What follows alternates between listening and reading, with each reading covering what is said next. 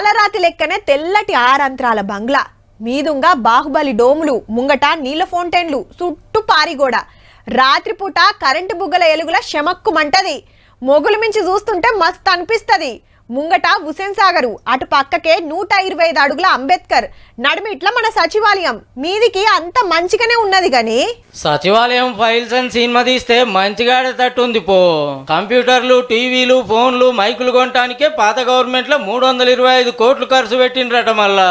అది కూడా టెండర్లు పిలుచకుంటా ఎంత బిల్లులో లెక్క వేయకుంటా 180 కోట్లు పెడితే ఖతర్నాక్ మాల్ వస్తుంది అన్నారు ఫస్ట్ మరి వెనకాల ఏమైందో ఏమో 6 నెలల్లోనే డబుల్ దాటింది ఖర్చు చాలా వాటికి బిల్లులు గిన్నెలు ఇవ్వంటే చూడురిగా కొత్త గవర్నమెంట్ వచ్చినాక డౌట్ వచ్చి ఎంక్వైరీ చేస్తే భాగవతం అంతా బయటపడ్డది నిన్ననే రిపోర్ట్ అందింది సర్కార్కు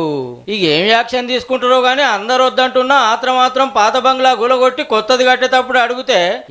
400 కోట్లయితే మా ఎక్కువ ఆరంత్రాల అందాల బిల్డింగ్ కట్టొచ్చు అన్నారు ఆడికే లారాయి తెచ్చినాం ఈడికే లీమాలు తెచ్చినాం అని బిల్లులు పెంచుకుంటా పోతే రిబ్బన్ కటింగ్ అయ్యే వరకు 1200 కోట్లు అయింది అంటే చెప్పిన దానికి డబుల్ కాదు త్రిబుల్ పబ్లిక్ పైకం ఇంత ఖర్చు పెట్టి కట్టినా లోపల ఇరుకుటం ఉందని ఆఫీసర్లు గునుగబట్టి మొన్న చెత్త మీదకెళ్లి బెచ్చులుడివాడే అదే మన ఇల్లు కట్టుకుంటే గింత లాపర్వ చేస్తావా పైసలు మనే కాకుంటే పంతనం గిట్లుంటది అన్నట్టు